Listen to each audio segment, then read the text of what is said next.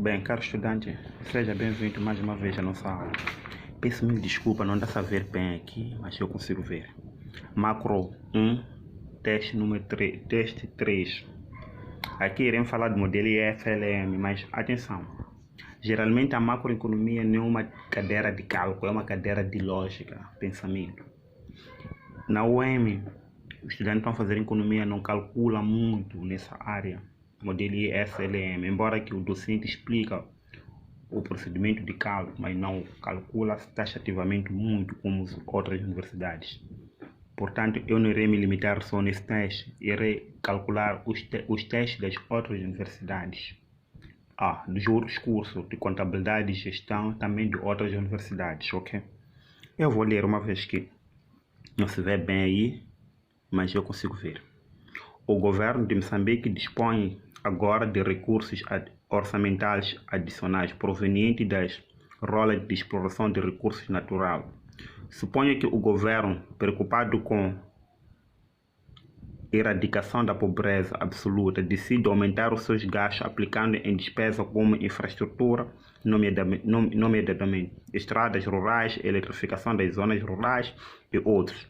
Considera que a economia é aberta e o governo segue o regime de câmbio flexível, que presentemente a economia está em equilíbrio, mas as taxas de juros de desemprego, analisando o que sucederia nessa economia. Ok. Aqui estamos diante ao modelo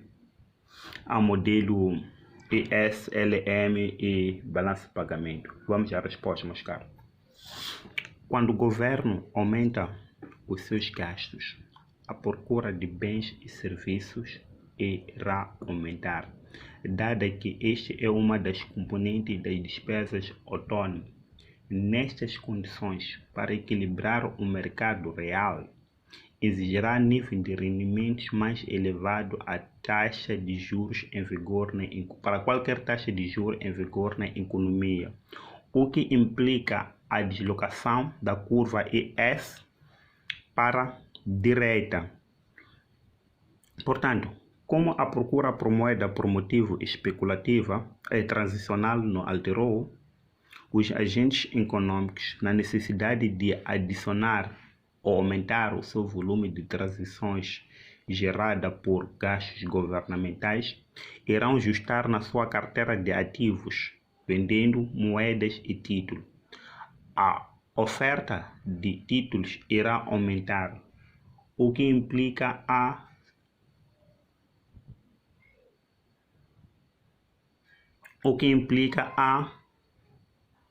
redução de preço de título, devido a equilibrar o mercado de títulos. Ok? Eu vou repetir essa parte.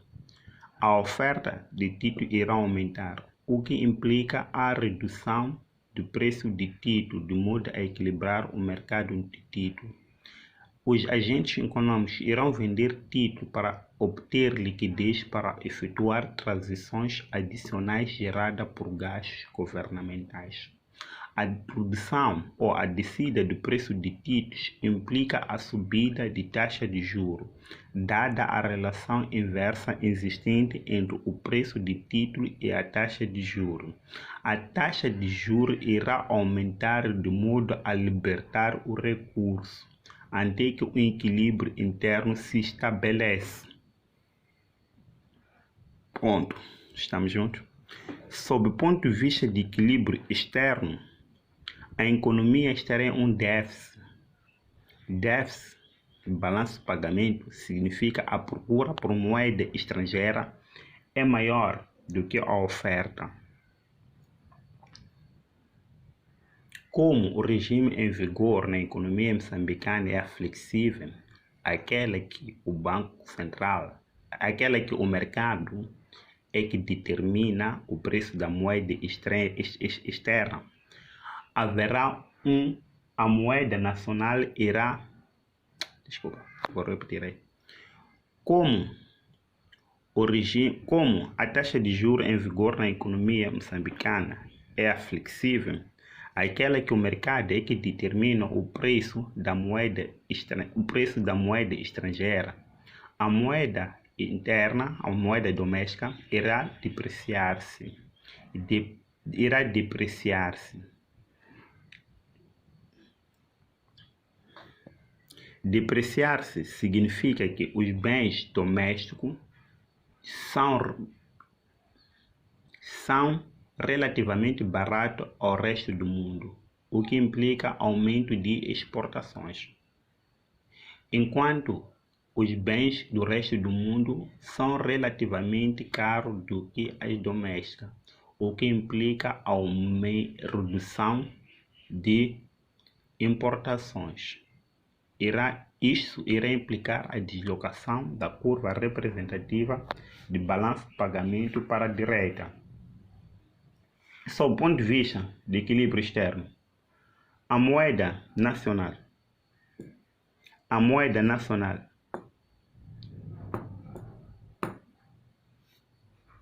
sob o ponto de vista de moeda externa, a moeda nacional, sob o ponto de vista de equilíbrio externo, sendo que as exportações é uma das componentes da procura autônoma, se elas aumentam, a procura agregada também irá aumentar, fazendo que o setor real só se equilibra com nível de rendimentos mais elevado e para qualquer taxa de juros em vigor na economia que retrata a segunda deslocação da curva do mercado real para a direita, para o nível de taxa de juros que equilibrava o setor externo gerada por gastos de governo. A massa existente não será suficiente para financiar os volumes adicionais de transações gerado pelo aumento externo. Portanto, os agentes econômicos irão vender título, aumentando a oferta de título. A cotação de título irá cair para ajustar o mercado de título significa uma subida de taxa de juros, dada a relação inversa de taxa de juros e o preço de títulos. A taxa de juros sobe, libertando assim o recurso, até que o equilíbrio simultâneo se estabelece. Em regime de câmbio flexível, a política monetária expansionista é eficaz, com nível de taxa de juros elevado e nível de rendimentos elevados. O gráfico fica mais ou menos assim. Vamos nos desculpar, eu não sou muito bom, não sei se o estudante é muito bom que colocamos ilustrações gráficas, senão vamos ser penalizados. Eu não sou muito bom nisso. Vou tentar aqui. Aqui tem um Bob. Aqui é S. Recorde que se deslocou duas vezes. Aqui tem o LM. Meus caros, a macro 1 não se calcula. É só teoria. Esse aqui não vai deslocar. Esse deslocou para aqui. Desculpa, a primeira deslocar é esse. Então, nível de rendimento aqui. Aqui é o rendimento, aqui é a taxa de juros. Peço desculpa, não sou muito bom a gráficos. Então, o S deslocou. Então, ele veio para um nível de rendimento até aqui. Quando há libertação de recursos, significa que o nível de rendimento cai um pouco. Depois, Bob deslocou para aqui. Deslocou-se.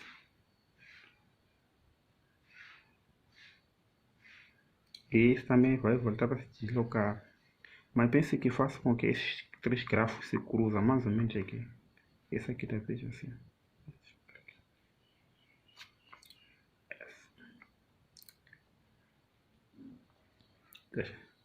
Porque o preço de título caiu, então a taxa de juros aumentou. Eu não sou muito bom de desenho, penso estudante, mas vou fazer um screenshot para ajudar também os estudantes a pôr bem os gráficos. Eu não sou muito bom de gráficos, eu só entendo a teoria. Ok.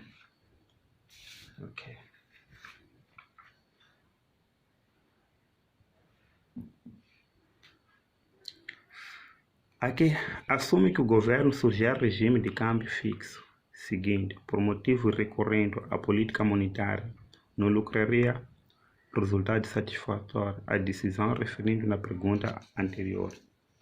Aqui estamos a dizer que o governo ele vai aumentar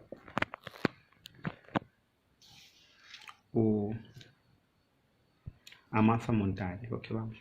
Quando o governo aumenta a massa monetária, o mercado monetário só estará em equilíbrio em nível de rendimentos mais elevado para qualquer taxa de juros em vigor na economia.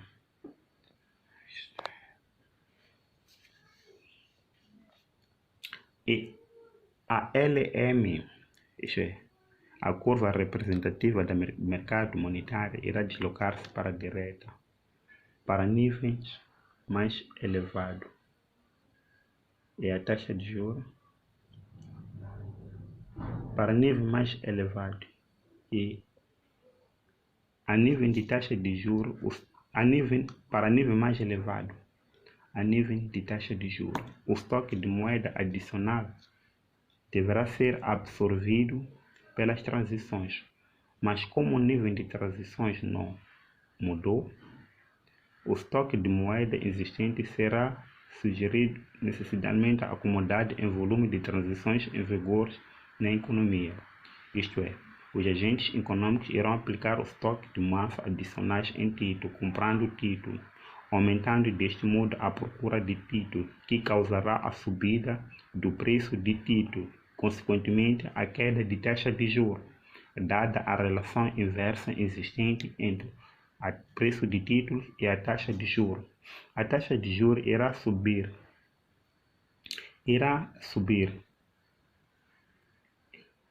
de modo que o mercado interno se estabelece.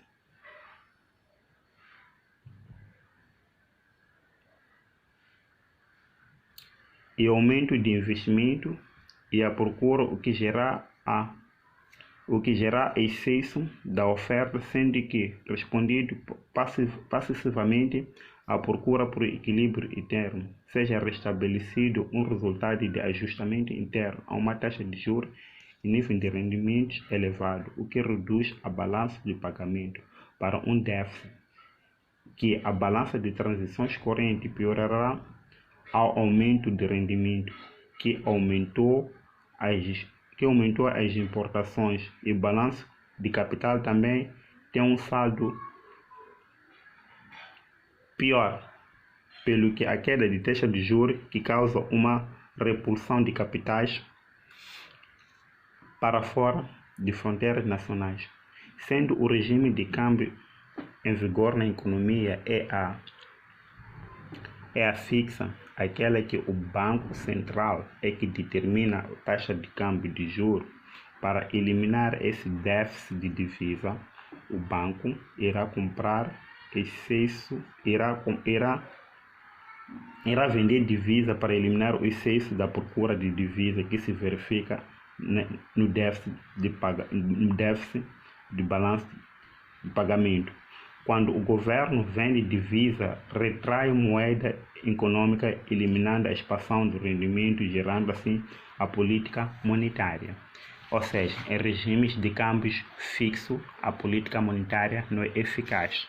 Isso fica assim.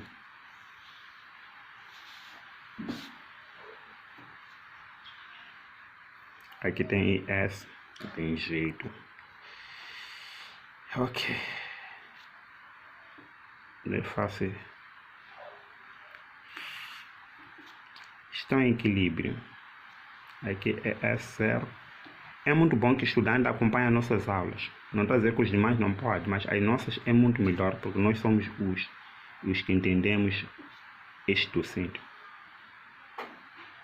Então, aqui vem para aqui. Então, a taxa de juros vai cair para aqui.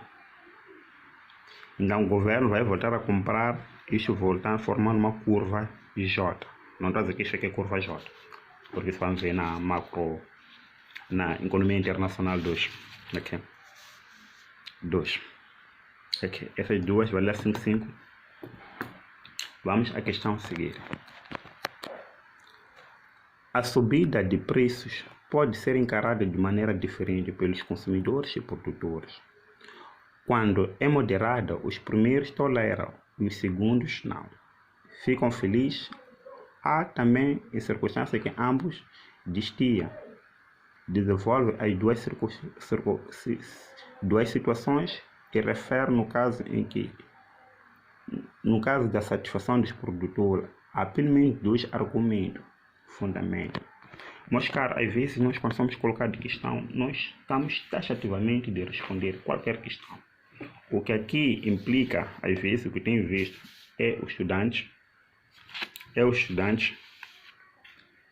são estudantes não responder, não seguir as hierarquias. Aqui vamos à resposta. A subida de preços a subida geral dos preços persistentemente é um problema econômico chamado inflação. A inflação tem custo e causa problema na economia quando torna-se galopante. De maneira resumida, a inflação torna-se indesejável para os consumidores e produtores pelas seguintes razões. Primeira razão, custo de incerteza. Quando há uma subida persistente de nível de preço, torna-se difícil comparar os preços relativamente dos bens, o que torna complicado o processo de escolha dos consumidores e dos produtores. Ou seja, a inflação faz com que os produtores desistam das suas decisões de investimento, dando incerteza quanto ao comportamento futuro dos preços. Sola de sapato. A inflação reduz o valor real pelo qual os agentes econômicos terão que a sua quantidade de saldo de reais, tendo que recorrendo constantemente para os bancos para usar das suas aplicações em transações cotidianas. Custo de menu. A inflação prejudica os produtores pelo facto de ter alterar as suas catálogos de preço, portanto os produtores verão os seus catálogos verão as suas consistências, significa os produtores vão ter que trocar consistentemente os menus. Custo de custo de redistribuição. Quando há inflação, os agentes econômicos que são afetados, ativos nominais, tornam-se os seus salários domésticos e títulos, tesourarias prejudicados, porque a inflação reduz o valor de ativos reduz o valor dos ativos, ok? Por outro lado, a inflação também é satisfatória para os produtores, existendo modelos que explicam o motivo dessa satisfação. Um dos primeiros modelos é o modelo de salário rígido. Esse modelo pressupõe que a oferta de uma relação direta com os preços pela flexibilidade dos salários nominais no curto prazo é devido ao contrato, embora os trabalhadores empregados, normas sociais e poderes sindicais. Quando as empresas e os trabalhadores, colaboradores, o contrato tem em mente em salário real através de salário real. Com eles, não conhece o nível de preço que irá em vigor quando o contrato, embora em vigor, eles baseiam-se na expectativa. Quando o nível de preço esperado, nestas condições, eles fixam salários nominais antes do trabalho no contrato, depois, assim, o contrato da empresa. Torna-se conhecido o nível de preço. Salário é W. Salário real é W sobre P. Portanto, a subida do preço afeta negativamente o salário real, ok? Agora aqui, um candidato às próximas eleições presidenciais está preocupado inteiramente sobre os fatores que determinam o crescimento econômico. porque pretende abordar essa temática durante a sua campanha eleitoral, mobiliza apoiantes a seu favor. Se você fosse esse assessor, solicite a prestação de esclarecimento de detalhamento, o que diria? Olha, de forma resumida, o crescimento econômico é a subida do preço, é a subida do PIB de um período para o outro. E existem diversos fatores que farão com que ele cresça. Um deles seria acesso à educação. Este candidato deve garantir uma educação inclusiva e qualidade e infraestrutura para todos, ok? Quando falamos de qualidade, também incluímos tudo. Temos acesso a vias públicas. Esse futuro presidente ou candidato a essas eleições deve se preocupar em vias de comunicação, de modo que os agentes econômicos operando nesta economia transicionam os seus bens de um lugar para o outro. Temos situação de instabilidade, sobretudo na Zona Norte. Deve garantir o diálogo, caso haja, com os insurgentes, de modo a garantir a paz, porque a incerteza, a instabilidade retrai os investimentos, seja nacional, assim como os externos. Assim como o estudante pode pôr mais outros fatores, mas eu coloquei este aí. Ok? Por hoje, paramos por aqui. Bem, meus caros, esse aqui é o modelo IS, teste número 3. Eu não expliquei sobre o modelo IS, LM e BOB. Atenção, no BOB, aqui só vamos falar de balanço comercial e balanço de capital, ok? IS é a mesma coisa que o modelo keynesiano, só com investimentos eles já colocam a taxa de juros e acessibilidade. Qual a acessibilidade, ok? LM é uma coisa muito simples. Aqui já também colocamos a acessibilidade desculpa, aqui a taxa de juros. Acessibilidade da procura e acessibilidade da taxa de juros, ok? Por hoje paramos por aqui, meus amigos. Faz favor, 1000 vezes acompanhar a nós que estamos a dar essas cadeiras que os docentes estarão sempre convosco. 1000 vezes. Eu não estou a dizer que recomendo 1000 vezes. Se nós olharmos o nível de visualizações de conteúdo sem sentido, é maior do que o conteúdo com sentido. Então, é 1000 vezes seguimos as nossas visualizações, ok? Por hoje é tudo.